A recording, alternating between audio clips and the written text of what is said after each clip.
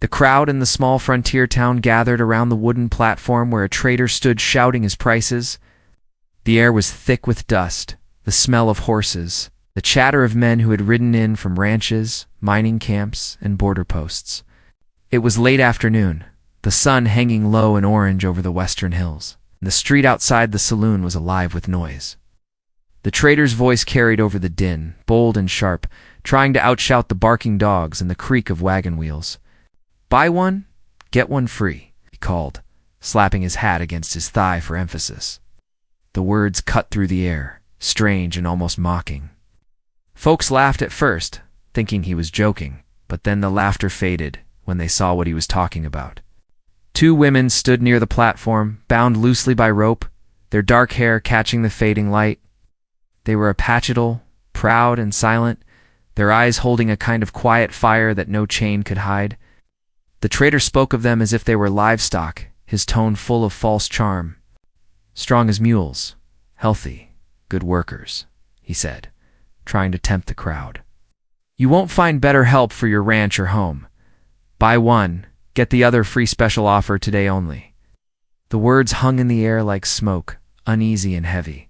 Some men shifted their hats, uncomfortable but curious. Others chuckled, pretending it didn't matter to them. But one man didn't laugh at all. He stood near the back of the crowd, a broad-shouldered cowboy in a weathered coat and a hat that shadowed half his face. His boots were dusty from miles of trail, and his eyes, pale and steady, watched the trader with quiet intensity. He'd seen many things on the frontier fights over land, cattle rustling, blood feuds, but something about this scene sat wrong in his chest. He didn't like the look of fear in the younger woman's eyes, nor the way the older one stood in front of her as if trying to shield her from the world. The crowd muttered as the trader kept up his pitch, calling out for offers, waving his hands like a carnival man. The cowboy stayed still, his jaw tight, his fingers resting on the worn handle of his holstered Colt. Someone in the crowd finally spoke up. "Ain't no man fool enough to buy both," he laughed. "One woman's trouble enough." Laughter rippled again, but the cowboy didn't move. He felt something stir in him, a mix of anger and pity that he didn't quite understand. The trader's grin widened as he noticed the cowboy watching. "You there, sir?" he said, pointing with a greasy hand. "You look like a man who knows value when he sees it. Buy one, and I'll throw in the other for free." The words were meant to be a taunt, but they hung in the air with an odd weight. The cowboy took a slow step forward, the crowd parting a little as he walked. Spurs clicked softly against the boards. The wind carried the faint jingle of his saddle gear from where his horse waited at the hitching post. The trader grinned, thinking he'd made a sale. But the cowboy's voice, when it came, was low and cold. "I'll take both," he said. The words weren't loud, but they silenced the crowd like a gunshot. The trader blinked, unsure if he'd heard right. "Both," he repeated. "You sure, mister?" That's generous of you." The cowboy didn't answer. He reached into his coat and pulled out a leather pouch heavy with coins. The sound of metal clinking filled the air. He dropped it on the platform, his eyes never leaving the two women. "I said I'll take both," he repeated. The trader's grin faltered, then returned, greed lighting his face. He bent down, counted the coins with trembling fingers, and quickly untied the ropes. The crowd murmured in confusion and curiosity. Some men sneered, others just shook their heads. "What's he going to do with them?" one whispered. "He's asking for trouble," another replied. The cowboy ignored them all, stepped closer, his shadow falling over the two women. For a moment, none of them moved. The younger woman, barely more than 20, looked up at him with frightened eyes. The older one's face was calm but wary, her lips pressed in a firm line. The cowboy spoke quietly, his voice softer now. "You're coming with me," he said. "Ain't nobody here gonna touch you." The older woman studied him, as if weighing his words, then gave a small nod. He turned and motioned toward his horse. The sun was sinking fast, painting the town in long shadows. Dust swirled around their boots as he led them away from the platform. The crowd watched, half curious, half uncertain, as the three of them walked toward the edge of town. Behind them, the trader pocketed his coins and called out for new buyers, his voice rising again. but fewer men laughed this time. Something about the cowboys' quiet defiance had changed the air. Outside town, the wind carried the faint cry of a coyote, and the sky turned deep red over the hills.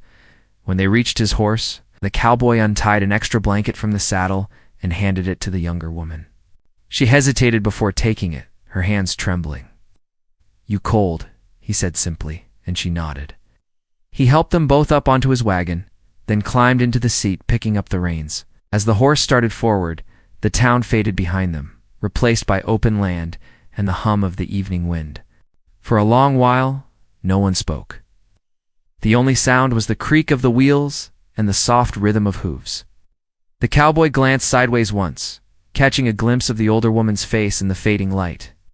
There was something proud about her. Stillness, something that didn't belong to the life of captivity she'd just left behind. After a few miles, she finally spoke. "Why you by us?" She asked quietly. Her English was broken, but her tone was clear. The cowboy didn't answer right away, kept his eyes on the trail ahead, thinking. "Didn't sit right, seeing folks treated that way," he said finally. "You're people, not something to sell." The woman watched him for a moment longer, then turned away, her gaze lost on the horizon. The younger woman leaned against her shoulder, exhausted, her eyes heavy from fear and dust. Them darkened into a deep blue, and the first stars began to show. As night fell, they reached a small cabin tucked near the bend of a dry creek. The cowboy lit a lantern and brought them inside. The place was simple rough-hewn walls, a single bed, a pot hanging over cold ashes in the hearth. He laid down his hat and poured water from a jug into a tin cup. "You can rest here tonight," he said. "Ain't much, but it's safe." The older woman looked around, uncertain. "You live alone?" she asked. "Mostly," he said. "Ain't much company out here, but it's quiet." She gave a small nod and he handed her the cup. "Tomorrow we'll figure what comes next," he added, his voice low. For a while, silence filled the small room. The cowboy sat by the window, cleaning the dust from his revolver, his eyes glancing out toward the dark line of the hills. Wind picked up outside, brushing through the dry grass and rattling the shutters. Somewhere in the distance, a wolf howled. Inside, the fire he had kindled flickered softly, casting a golden glow on the wooden walls. The two women sat close together near the hearth, whispering in their own tongue. He couldn't understand the words, but their tone was filled with fear and wonder both. He didn't interrupt. Hours later, when the night had grown quiet and the fire burned low, the cowboy thought he heard footsteps outside, slow, deliberate, and close. He rose from his chair, hand drifting to the gun on his belt. The women froze, sensing the same thing. The horse outside gave a restless snort. The cowboy's eyes narrowed as the sound came again, a crunch of gravel, the faint creak of leather, someone moving just beyond the door. He blew out the lantern, the room plunging into darkness except for the faint glow of the dying fire. The women held their breath. The cowboy stood still, listening, every muscle tense. Then came a voice, muffled but clear, just beyond the door. "You think you can take what ain't yours, cowboy?" it said. "We've come for them. Da-da-da." The cowboys. Hand tightened on his revolver as the voice outside echoed again. Lower now, carrying a dangerous calm. The night air felt heavier than before, like the whole desert was holding its breath. The older Apache woman rose slowly from beside the hearth, her eyes sharp and alert. The younger one clung to her sleeve, trembling. The cowboy motioned for them to stay quiet. He moved to the door and pressed his ear against the wood. He could hear at least two men breathing beyond it, boots scuffing softly in the dirt. He didn't recognize the voice, but he knew the tonette belonged to the kind of man who believed fear was the surest weapon. He waited a moment longer, and spoke in that steady, quiet voice of his. "You'd best ride on," he said. "Ain't nothing here for you." For a moment, silence. Then came a low laugh. "That's where you're wrong, friend," the man outside said. "Those women belong to the trader. You've got what ain't yours." The cowboy's jaw set hard. "I paid the trader," he replied. "You got a quarrel? Take it up with him." The reply came quick. "We already did." He's dead. The words hit the cowboy like a cold wind. He looked over his shoulder at the women. The younger one's eyes widened. The older woman didn't flinch, but her lips pressed tight. He knew then this wasn't about trade or money. Someone had followed him from town, maybe more than two. The world beyond that door was wide and dark, but danger had a way of finding even the smallest light. He stepped back, gun still drawn, and whispered to the women, "Get low. Stay quiet." The older woman's voice was calm. "They come for us," she said. He met her eyes. "Maybe, but they'll have to go through me first." The words were simple, but something in his tone made her believe them. A sharp noise cracked through the night, a fist hitting wood. "You've got 1 minute, cowboy," the man called. "Open that door, or we'll burn you out." The cowboy didn't move. He looked toward the small window beside the hearth. Through the cracks in the shutters, he saw a torchlight flickering. 3, maybe 4 figures. He thought fast. If he opened fire, they'd torch the cabin for sure. If he stayed inside, the women wouldn't stand a chance. He needed a way to draw them off. The older woman must have seen the thought forming in his eyes. "You cannot fight them all," she whispered. "They are not just men from town." He turned to her, frowning. "Then who are they?" She hesitated. "They come from a band once friendly to mine. They trade women for horses, food, rifles. That trader? He was one of them. Now they come to finish what he began." Her words chilled him more than the cold wind seeping through the cracks. He'd heard of such bands, renegades living between worlds, neither white nor tribe, loyal only to their own greed. The cowboy took a slow breath, the leather of his glove creaking as he tightened his grip on the gun. "I don't care who they are," he said. "They're not taking you." He moved to the back wall, pushed open the window silently, and motioned for the women to climb out. The younger one hesitated, but the older woman pulled her forward. "Go," he urged. "Follow the creek till you see a split rock. Wait there." The older woman looked at him, studying his face as if trying to understand why he cared. "You will come?" she asked. He nodded. "As soon as I can." It slipped out into the dark, their shadows swallowed by the night. The cowboy turned back to the door, crouched near the window, and waited. He could hear them outside, whispering now, plotting. Then one voice rose above the others. Lighted up, caught the flicker of flame, and fired. The crack of his revolver split the night. A man outside screamed. The torch hit the dirt, sparks scattering. The others cursed and scattered behind the wagon. The cowboy ducked, reloading fast. He fired again, shattering the torch in another man's hand. Then silence returned, thick and tense. He slipped out the back window, landing light in the dirt. The firelight from the half-burned torch cast long, jerking shadows against the cabin walls. He could hear the creek faintly in the distance and moved toward it, staying low, every step measured. The air smelled of smoke and sage. A horse neighed softly nearby his, tied to a post. He paused, torn between escaping with the women or standing his ground. But something deeper in him whispered that running wouldn't end it. These men would follow. They'd burn the cabin, take the women again, and hunt anyone who stood in their way. He turned back toward the glow. The leader's voice rose once more, colder now. "You made a mistake, cowboy. Those weren't yours to save." The cowboy stepped from the shadows, his revolver raised. "They ain't yours to own," he said. The man facing him was tall and rough-bearded, his coat torn, eyes gleaming with greed. "You think you're some kind of savior?" he spat. "You don't know what they've done?" The cowboy frowned. "I don't need to. I've seen enough to know wrong when I see it." For a moment, the two men stared at each other, the firelight dancing between them. Then a shot rang out, followed by another. Dust exploded from the wagon wheel. The cowboy dove behind a trough, returning fire. Horses screamed and bolted. The night turned into chaos. When the gunfire finally stopped, the air was thick with gunpowder and silence. The cowboy's hat lay in the dirt, a bullet hole clean through the brim. He stayed low, listening. Then he heard hoofbeats fading into the distance. The rest had run. He pushed himself up slowly, blood running down his sleeve where a bullet had grazed him.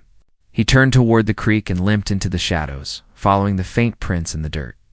The moonlight caught the trail, leading him through brush and over rocks until he reached the split stone he'd told them about. The women were there, waiting just as he'd said. When they saw him, the younger one let out a breath of relief. The older woman looked at the blood on his arm but said nothing. "They gone," he said quietly. "For now." She stepped closer. "They will come again," she said. "Men like them do not stop." He nodded. "Then we keep moving." He led them toward the ridge, the land stretching endless and silver under the moon. Behind them, the cabin still glowed faintly, the fire dying slow. As they rode through the night, the cowboy's thoughts turned inward. He didn't know why he had stepped into this fight. He could have walked away in that town and let someone else shoulder the burden. But something in those women's eyes had stirred something long buried. He'd seen that same look years ago, when his own people were driven off their land by greed and lies. He never forgot it. Maybe that's why he'd acted before thinking. Maybe saving them was his way of paying an old debt he never spoke of, by dawn. They reached a valley lined with cottonwoods and tall grass. He stopped near the river and helped them down. The air was cool and quiet. The younger woman knelt by the water, cupping her hands to drink. The older one stood beside him. "You could leave us here," she said. "You've done enough." He shook his head. "Ain't done till you're safe." She studied him, her dark eyes full of something between suspicion and gratitude. "You risk your life for strangers," she said softly. "Why?" He looked out over the hills, the sunlight breaking over them like fire. "Ain't about who they are," he said. "It's about who I don't want to be." They made camp near the water. He cleaned his wound with whiskey and tore a strip from his shirt to bandage it. The older woman helped without a word. The younger one gathered dry branches for the fire. When it caught, a small warmth filled the clearing. The cowboy sat quiet, staring into the flames, his mind still haunted by the voice that had called from the dark. Whoever those men were, they wouldn't give up easy. Somewhere in that silence he realized this was only the beginning. The older woman finally spoke again. "You do not know what you bought," she said. He looked at her, puzzled. "What do you mean?" She glanced toward the younger one. "She is not just a woman. She carries something they want, something they will kill for." The cowboy leaned forward, frowning. "What kind of something?" The woman's gaze hardened. "A secret," she said quietly. "One that could start another war." The wind rose, sweeping through the trees, carrying the echo of her words. The cowboy sat still, the weight of them settling in his chest. The world around him felt suddenly bigger, darker. He looked toward the horizon, knowing that the men who had come for them weren't finished. And somewhere beyond those hills, the truth waited, something dangerous enough to make men kill. And to make one cowboy risk everything he had left. Morning light warmed the grass in the river valley. But the calm felt thin, like a skin over deep water. The cowboy checked the ridgelines again, counting clumps of brush and rock where men might crouch with rifles. He had slept a handful of minutes. The older Apache woman tended the fire with a careful hand, feeding it sticks no thicker than a finger so the smoke stayed low. The younger one sat on a flat stone, twisting a leather thong between her fingers while she watched the current. The cowboy tried to read their faces. He could see courage in both, but the younger woman carried a different weight. It had the feel of a burden passed down, not chosen. He cleaned his Colt with slow care, each click steady, each motion meant to keep his own nerves steady too. The land stretched open around them, yet the world felt tight. He asked her again what the secret was. The older woman did not answer at once. She glanced toward the cottonwoods, listening. The wind lifted and fell like breathing. "There is a pass," she said at last. The words hushed. A narrow cut through black rock, hidden by brush and broken stone. Few know it. It crosses the high ridge to a valley with water year-round. Whoever controls it controls the trail between three nations. The girl knows where to find it. Others want that path. If they hold it, they can move horses, rifles, or stolen people without being seen. The cowboy felt the truth of it, as if it were a weight in his palm. A secret pass in dry country was worth more than silver. He asked how the younger woman knew it. The older one's eyes drifted to the small pouch tied at the girl's waist. Her mother carried it, she said. She marked the stone signs long ago with ash and oil. After she died, I kept the path in my head and the marks in this pouch. She remembers more than she speaks. The girl met his gaze then, a quick look, shy and fierce both. I know the rocks that look like sleeping cattle, she said. I know the cedar that splits like a forked tongue. When fog hides the ravens, I know where the wind cuts clean. Her voice shook, but did not fail. The cowboy nodded once. He respected a person who could talk to land that way. He knew most men only learned to take. By midday they moved. He saddled his bay and set the women on the wagon board. He kept the horse close so he could pull them fast if trouble came. They followed the river north, then cut west through tall sage. The cowboy watched for dust signs on the horizon. Twice he saw a dark thread and stopped in the shadow of a low bluff until it faded. He spotted fresh shoe prints near a wash, for horses at least, headed south. It could have been ranch hands, but the track looked pushed, the kind men lay down when they ride with purpose. He found a scrap of cloth snagged on thorn. Greasy and stiff. It smelled of smoke and old tallow. He tucked it away. Small things spoke when men stayed silent. As they rolled across a grassy flat, the bay's ears pricked. The younger woman touched the cowboy's sleeve. Ravens, she said, pointing. 3 black shapes spun wide above a low ridge, not circling meat but tracing a line. The cowboy tightened the reins and guided them into a shallow draw. A fence of volcanic stones ran along the base of a knoll. He led the wagon behind it and hobbled the horse where it could crop grass without wandering. He climbed the knoll on hands and knees and lifted his hat with a stick to peek above the rim. Far off, a thin shimmer scissored the sky. Glass on a rifle. He dropped low. We got eyes on us, he said when he slid back down. They sit far enough, they think we cannot see. We stay put till the light turns. They waited. The older woman used the time to teach the girl a song that marked directions. East as red fire. West as white bone. North as cold teeth. South as green snake. The sound of it fell soft over the stones. The cowboy listened and let the words settle. He thought about his own old maps, kept folded in his head, the kind made by hunger and the need to leave fast. He had once known a miner who sold a canyon for a bottle. The man died 2 weeks later with a smile on his face and dust under his tongue. Secrets killed in the West. They also kept families alive. He stared at the horizon and picked out a thin line of cottonwoods that could hide men and horses both. If he were the one hunting, he would leave watchers high and ride a hook around to the creek crossing in the last light of afternoon. A rider showed on the far ridge, not the leader he remembered from the cabin fight. This man wore a neat coat and a clean hat, and he held himself like a man who expected to be obeyed. He was not outlaw rough. He looked like the sort who sat at a desk and still kept his boots polished. He raised a hand and tipped his hat, a mannerly greeting that felt wrong at this distance. The cowboy did not move. The rider waited a breath, then guided his horse down the far slope and out of sight. The older woman's gaze hardened. Railroad man, she said. Or a government scout. The cowboy had been thinking the same. Outlaw gangs followed money. Companies made more of it than any gang. A hidden pass would save $1,000 a mile on a line of track in open land. Others had promised to leave alone. He felt the ground under his palm. The stone held the day's heat still. He made a choice and spoke it. We move after sundown. We take the dry creek south and skirt the basin. If they ride ahead, we cut into the breakers and camp in the junipers. No fire. The older woman nodded. The girl swallowed and nodded too. After dark they slipped from the stones, wheels wrapped in wet rawhide so they would roll quiet. The stars were bright enough to show the pale line of the creek bed. They let the horse pick its way and kept their voices low. Twice the girl pointed to stones stacked in small cairns that lay like breadcrumbs on the bank. Not ours, she whispered. The piles were fresh. Someone else had begun to mark a path. That raised a new chill. Once a secret is written in rock, it belongs to whoever can read.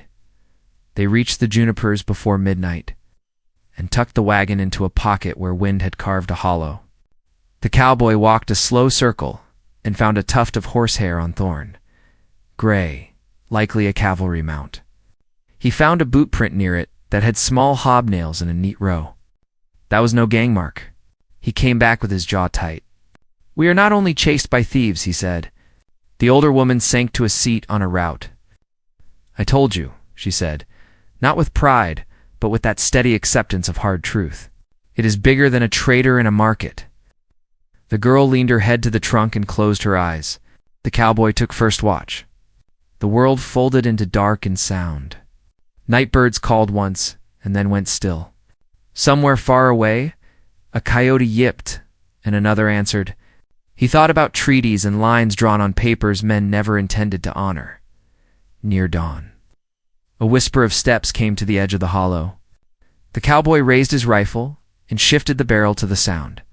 The older woman laid a hand on his wrist. "Wait," she breathed. A figure appeared between the junipers, hands raised, hat hanging by its string. A boy stood there. 16 at most, dust pale on his cheeks, a brass badge pinned crooked on his vest. "Don't shoot," the boy said, voice shaking. "I was sent to warn you." The cowboy kept the rifle steady. "By who?" The boy swallowed. "The deputy in town. He said the trader's friends weren't the only ones angry. There are papers now. They say, you stole government property." The words hung in the cold air. Government property. The cowboy felt his teeth set so hard his jaw ached. It was the kind of phrase that turned people into things and land into something to file. The boy licked his lips. "I ain't here to arrest you. I told the deputy I was scouting cattle north. I followed the gang out of town and stayed back. They picked up soldiers at the ferry. They all want the same thing. The pass." He glanced at the women, then lowered his eyes, shame burning his neck. "My PA says a hidden trail is worth 1,000 steers. I reckon he is right. But I ain't blind." The older woman stepped forward. "Why warn us?" she asked. The boy raised his chin a little. "Because the leader with the beard is worse than a rattler. He killed the traitor with his own knife to make it look like a brawl. He will do worse to make you talk. The man in the neat hat says he can make it all legal. I don't know which is worse." A cowboy told the boy to leave the badge. The boy hesitated, then unclipped it and set it on a stone. "They plan to ride the Alkali Flats by noon," he said. "They will push hard and swing east to choke the ravine. If you take the obvious route, you will meet them head-on." He pointed with his chin. "There is a cut many miss. It runs behind a line of stunted pines. It is narrow and steep, and the wheels will groan, but it will buy time." The cowboy weighed the risk and made up his mind. "You ride home," he told the boy. "Tell your deputy to forget my name. Tell him to watch the man in the nice hat." The boy nodded fast and backed away, then turned and ran, boots scraping rock. Breath loud in the hush, they moved as soon as the sky went milk pale. The cut the boy spoke of was real, and it was mean. The wagon leaned like a tired mule, and the horse blew hard through flared nostrils. The cowboy walked beside the wheel with his shoulder under the rim to keep it from sliding, grit digging into his boots. The older woman guided the horse from the front, talking to it in low tones, old words that made the animal listen. The girl carried stones to wedge under the wheel during rests. Sweat ran cold down the cowboy's back despite the morning chill. He could feel the time they had bought bleeding away in thin minutes. At the top, they found a shelf of red dirt and a view that fell 100 miles. The far ridge looked close enough to touch. A line of dust moved along it like a vein. The cowboy counted shapes again. The dust broke in 2 places. One slow and steady like soldiers. One in fits like hungry men who did not ride with discipline. They were not working together yet. That would change as soon as they saw the same goal. He fixed the picture in his mind and marked a path between them that might hold a few hours of safety. He pointed to a dark smudge below. "Basalt chimneys," he said. "Wind left them standing. We can snake between and vanish if we do not leave prints." They crossed the shelf, single file. The chimneys rose like black teeth out of the sand. Sound changed there. thrown back by flat faces, so even a whisper sounded twice. The girl touched one with her palm. "Old," she said. "Older than our stories?"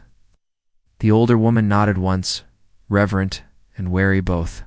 The cowboy found a narrow throat between two pillars and led them through sideways, wagon wheels skimming stone. The wind tugged at his hat. He felt watched by time itself. He did not know if that was comfort or warning. On the far side, they found a hollow dry as bone and just wide enough to hide the wagon. He brushed their tracks with a sage branch until the sand looked as blank as if no one had ever passed that way. They ate hard bread and jerky with sips of warm water. The older woman took out the pouch. She opened it for the first time where he could see. Inside lay small pieces of leather stained with oil and soot. On each scrap, a mark, not letters. Lines and curves that looked like river bends and thorns. She set them in order like a prayer and tapped one with her finger. "Here," she said. "The past sits behind the three-fingered peak. But that is not all. There is a spring hidden under a fallen slab. A man could water 100 horses if he knew where to dig. This is why they come." The cowboy felt the world tilt in a quiet way. He pictured track crews with shovels and spikes and a company man counting dollars. He pictured raiders loading stolen cattle at night and riding through a crack in the range while tired sheriffs stared at. Empty moonlight. He looked up when a faint ring crossed the air. Iron on stone far above. The girl heard it too and lifted her head like a doe. The older woman folded the scraps fast and slipped them back into the pouch. The cowboy motioned them down and crawled to the lip of the hollow. A shape moved along the top of a chimney. Then another. The men moved with patience now, not hunger. They were learning. He studied the nearest one through his sights. It was the neat man from the ridge, his hat still clean, his hands easy on the reins. He lifted a field glass and swept it slow. The cowboy sank lower. His heart steadied in that strange way it did when danger finally stepped close enough to smell. He felt the old calm roll over him like a cool cloth. He wished for more water. He wished for a second horse. As the sun climbed, heat gathered and did not move. Flies found them, then left when they hit a pocket of shade. Time stretched until it felt thin. The men above paused at the far end of the chimneys and started back, a grit in their heads now.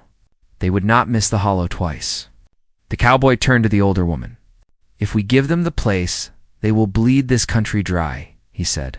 She held his gaze without blinking. "If we keep it, they will bleed us instead," she replied. The girl drew her knees to her chest and looked from one to the other. She took the pouch and held it to her heart. The cowboy made another choice. "When they get close, I ride out and draw them. You to take the wagon down the wash. The horse knows the pull. Keep him between the ruts, and you will not tip." The older woman shook her head. "You do that, and you will not come back," he shrugged once. "Maybe, maybe not. But if they get both of you in the marks, the fight ends here." He checked his cinch and rolled his shoulders to loosen the ache. He slid the rifle into the scabbard and tested the weight of his Colt. He felt very awake. As if sleep were something people did in another life, a pebble skipped down the rock face and came to rest near his boot. He raised his eyes to the rim. A silhouette cut against the sky, broad as a door. The bearded leader stepped into view, boots planted, rifle low, eyes bright with hunt. On the rim to his left, the neat man lifted a hand and 3 more figures fanned out like hounds on command. Dust drifted down in soft curtains. The sun burned white. The world narrowed to hot stone and hard breath, and the old, sharp truth that the West did not belong to whoever shouted the loudest. It belonged to whoever held on longest without breaking.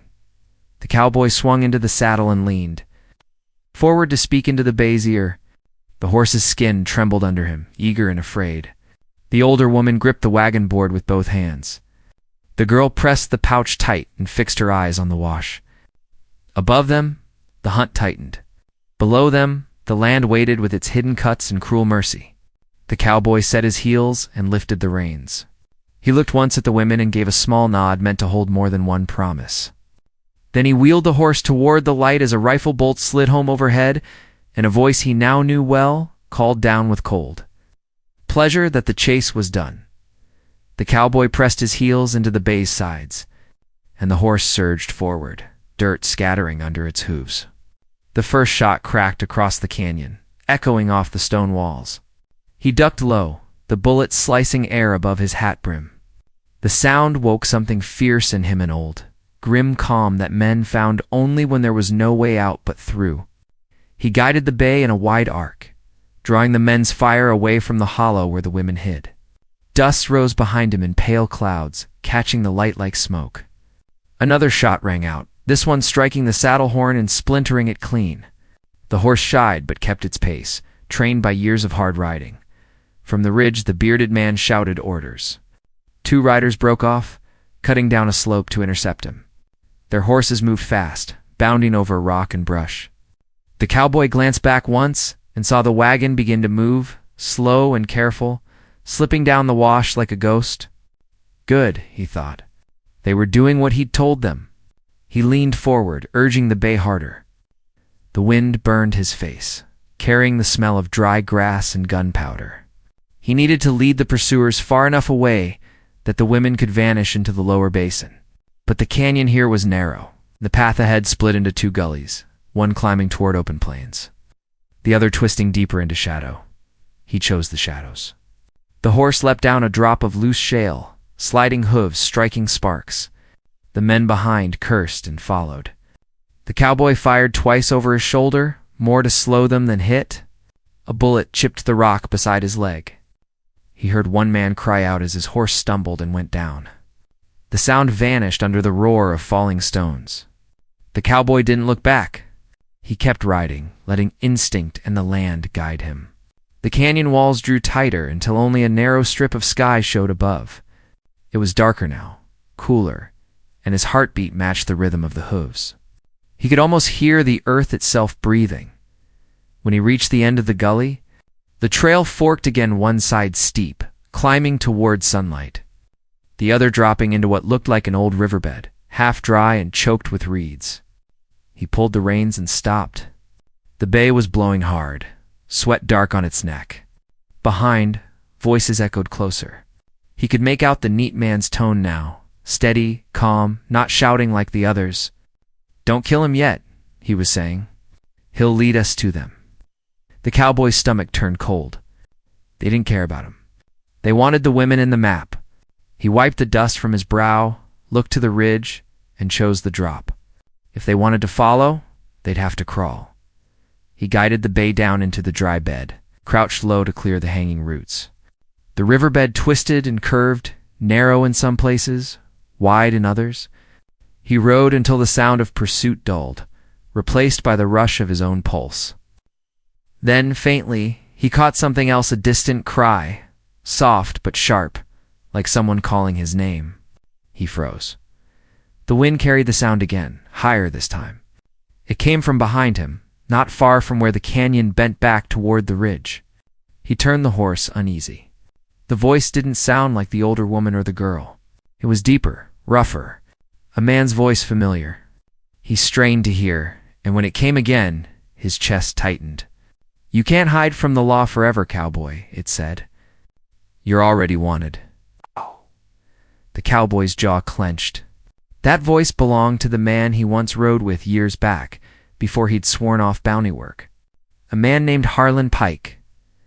Pike was no lawman, not in any honest sense, but he carried papers when it suited him. If Pike was with them, things had turned worse than he thought. He could feel the weight of the moment closing in on him. These men weren't just hunters. They were backed by something bigger. Government, rail, maybe even the army. He couldn't fight them all. Not yet. He turned the bay around and rode hard, pushing through reeds until the riverbed opened onto a shelf of stone overlooking the plain below. From there he could see the wagon far in the distance, two small figures beside it. They'd stopped near a line of boulders, hidden from view, except to someone watching from this height. He smiled faintly, pride flickering through the worry. They'd found cover. But the faint glint of metal higher on the opposite ridge told him their safety wouldn't last. The neat man's glass swept that same horizon, looking for any sign of movement. The cowboy slid from the saddle, grabbed his rifle, and took aim. He steadied his breath, sighted the glass, and fired. The shot shattered the lens, the man jerking back. Chaos followed, shouts, scrambling horses, a rifle report echoing too close. A bullet clipped the bay's flank, and the horse screamed, stumbling. The cowboy dove for cover behind a rock, reloading fast. The horse staggered but stayed upright, blood streaking its side. He patted its neck once, quick and firm, then rose and fired again. Dust puffed near one of the riders. They were closing in, using the rocks like stepping stones. He couldn't hold them long. He fired until the rifle clicked empty, then swung into the saddle again. The bay limped but moved. He guided it down a slope, through thorn brush that tore at his coat, until the ground leveled into a shallow basin. He saw the wagon tracks again, fresh and straight. He followed them fast, hoping the women hadn't turned toward open land. The basin curved around a hill that glowed red under the late sun. A lone raven cut across the sky, crying as it went. The cowboy felt something cold settle in his chest, a sense that time was running thin. He found the wagon near a small cluster of pines, half hidden. The older woman was outside, holding a pistol that looked too big for her hand. The girl stood behind her, clutching the pouch. Relief crossed their faces when they saw him. "You come back," the older woman said. He nodded, sliding off the horse. "They're close. We move now." The girl's eyes darted toward the ridge. "They saw us?" she asked. "Maybe," he said, "but they'll keep hunting till they find what they came for." She held the pouch tighter, her hands shaking. "We could bury it," she said. "Make them stop." He looked at her a long moment. "They won't stop," he said softly. "Not till they've got what they think's theirs." They packed fast, loading what little they had. The cowboy cut a strip from his saddle blanket and wrapped the bay's wound. The horse trembled but stood firm. He poured the last of the water over its mouth. The sun slipped lower, painting the land in long gold and red lines. "We ride through the night," he said. "Head toward the three-fingered peak your mother marked. That's where we'll make our stand." The older woman met his gaze, something like understanding in her eyes. "If we reach it," she said, "you will see what she died to protect." They rode in silence as dusk turned to night. The stars burned fierce above them, clear and sharp. The wind changed, carrying the scent of rain far off. The land around them seemed alive with whispers, brush shifting, stones cracking, the faint beat of hooves not their own. The cowboy knew they were being followed. He stopped once, listening, and thought he heard men speaking low in the distance. He told the women to keep riding and circled back alone. Every shadow seemed to move. He crouched behind a rock and watched the horizon. A flicker of light blinked near the ridge one, two then gone. Signal fire. They were being tracked from multiple sides. When he returned to the wagon, the older woman was waiting, her pistol still in hand. "They found us?" she asked. "Not yet," he said, "but they will."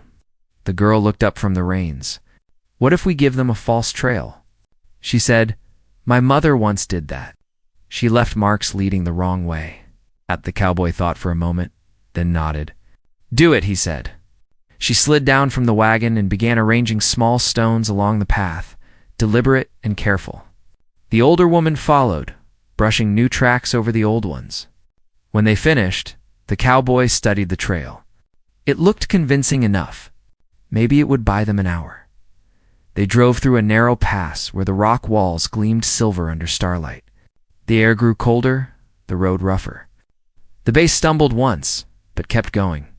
The cowboy could hear water now, faint and steady. A spring nearby, maybe the one her mother had found. The girl's voice broke the quiet. "If we reach the spring, will it be over?" she asked. He didn't answer right away. "It'll be a start," he said finally. "But first we have to live long enough to see it." Behind them, faint thunder rolled not from the sky, but from the earth. Horses. The cowboy turned and saw. Faint dust rising even in the night. The neat man's riders were coming hard, torches glowing like moving stars. He drew his rifle again, checked the rounds. "Keep the wagon straight," he said. "Don't stop, no matter what you hear." The older woman nodded. "And you?" she asked. He looked at her, then at the girl. "I'll be right behind." He urged the bay into a gallop and turned back toward the pass, heart pounding, gun ready. The sound of hooves thundered closer, echoing through the stone walls. Firelight flared against the rock, dancing wild and red. The cowboy waited in the dark, every nerve alive. When the first rider appeared around the bend, he fired. The man toppled from his saddle, torch flying. Another came shouting, and the cowboy fired again. Chaos broke out in the pass, shouting hooves, gunfire ricocheting off stone. The bay reared, frightened, but the cowboy held firm. Then, through the smoke and dust, he saw Pike's face, lit by firelight, grinning wide. "You can't win this," Pike called. "You're fighting ghosts of a dying land."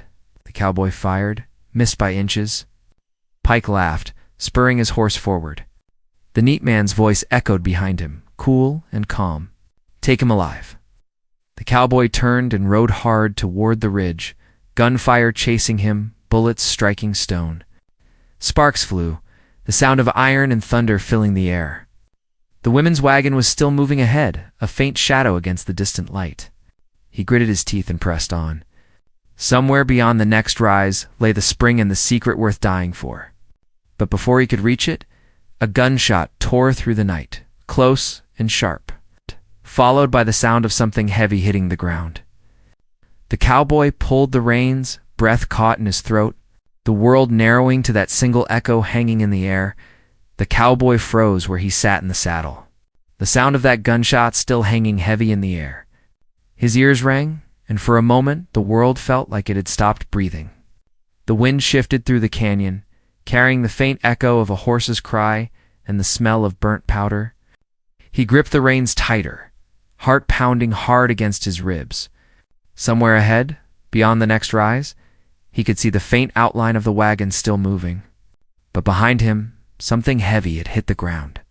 He turned the horse slowly, his breath steady, but his gut tight as wire.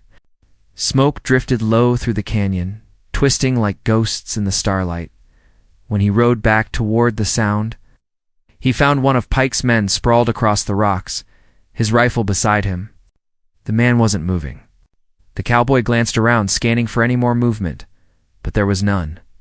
He dismounted, crouched beside the body, and saw the man's badge glint faintly in the firelight. It wasn't a law badge, it was a company seal, the kind carried by railroad surveyors. He looked closer and saw the seal had been filed down, the name barely visible, the neat man's kind of work. He took the rifle, slung it over his shoulder, and mounted up again. The air was silent except for the horse's breathing. Somewhere far behind, he could still hear Pike shouting orders, his voice echoing off the stone walls. The cowboy spurred the bay forward, caught up with the wagon just as it reached the ridge above the basin.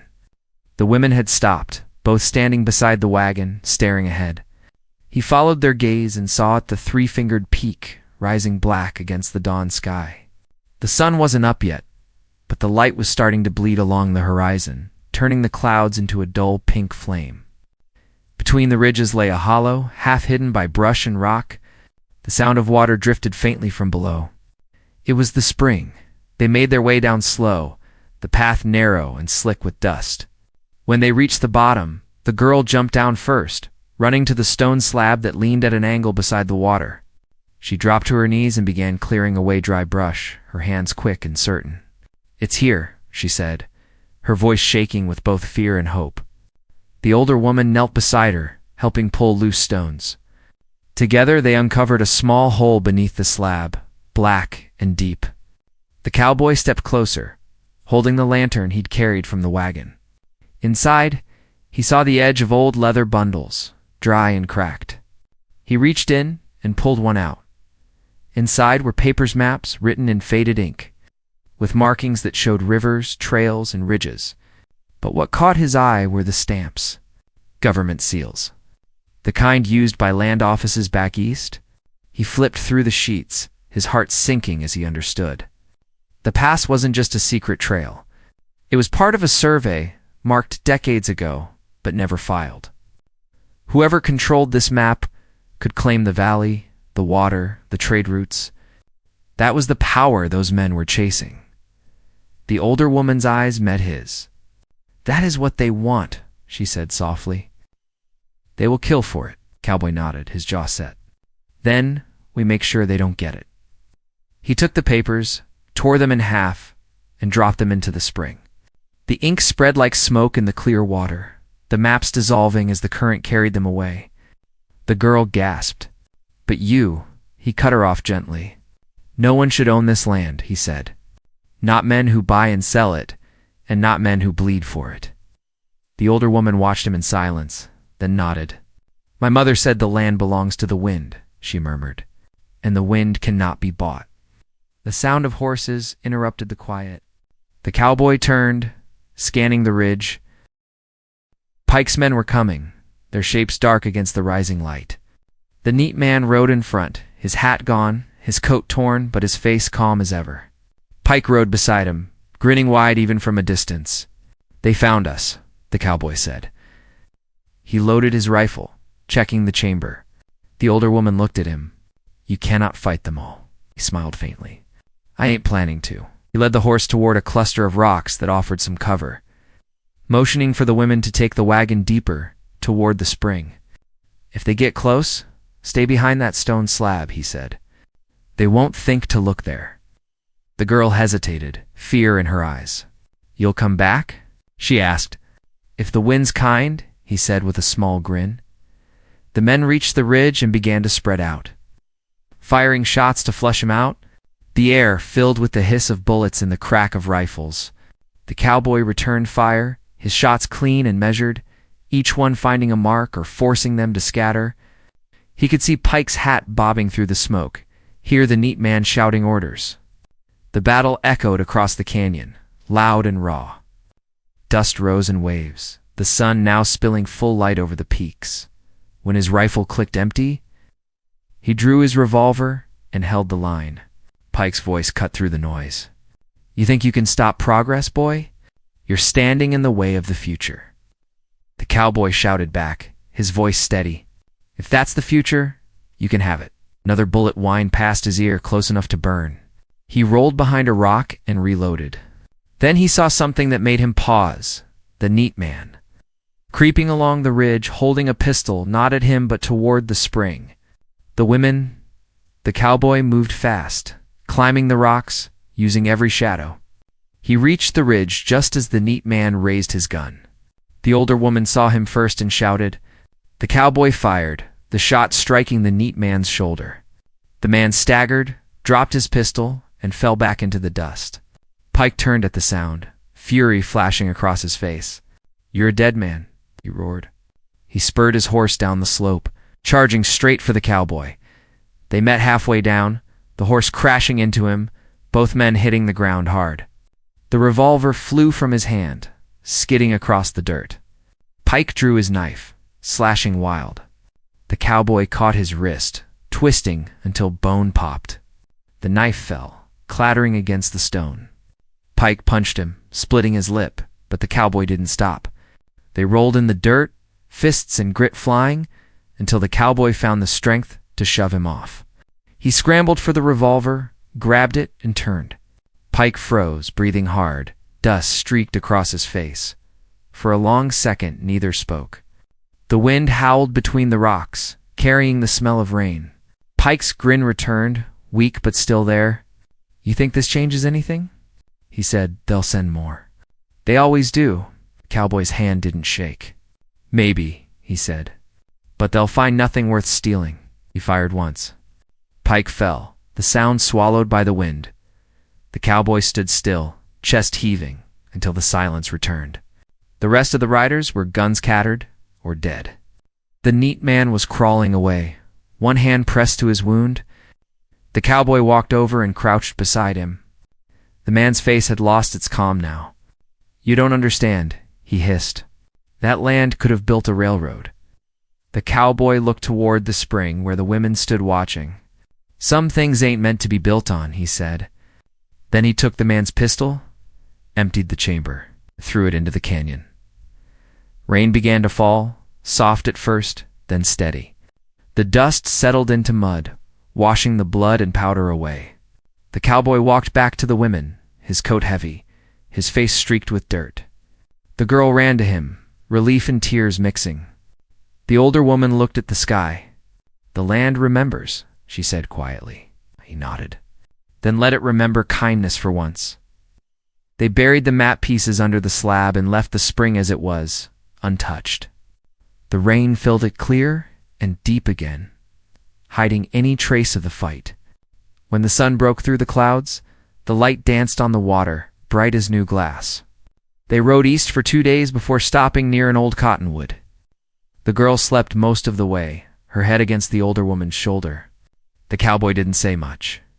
His eyes stayed on the horizon, where the land stretched wild and free again. At sunset, they stopped. The sky burned gold over the hills. The older woman turned to him. "What will you do now?" she asked. He looked at the sky a long moment. "Find quiet," he said. "Maybe a small ranch near water. I've had enough of fighting for things that don't belong to anyone." She smiled faintly. "The wind will guide you." He tipped his hat. "Maybe it'll guide all of us." He watched them ride west until they were small shapes against the light. Then he turned his horse toward the open plains. The rain had washed the air clean, and the scent of sage and earth hung heavy. Somewhere behind him, the spring would keep flowing, its secret safe. The men who had chased it were gone, and the land was free again, silent, untamed and eternal. As he rode on, he thought about the strange turn of fate that had led him to buy 2 women in a dusty town and end up defending a piece of land no one should own. Maybe that was how the West worked. It tested a man, stripped him bare, and showed him what kind of soul he carried. The wind rose at his back, cool and soft, carrying the sound of running water far off. He smiled faintly and whispered, "Buy one, get one free," as if repeating the words that had started it all. But now they meant something different to lives bought, and his own redeemed in the bargain. He rode until the horizon swallowed him, leaving only the echo of hooves and the fading light of a new dawn over the old American land.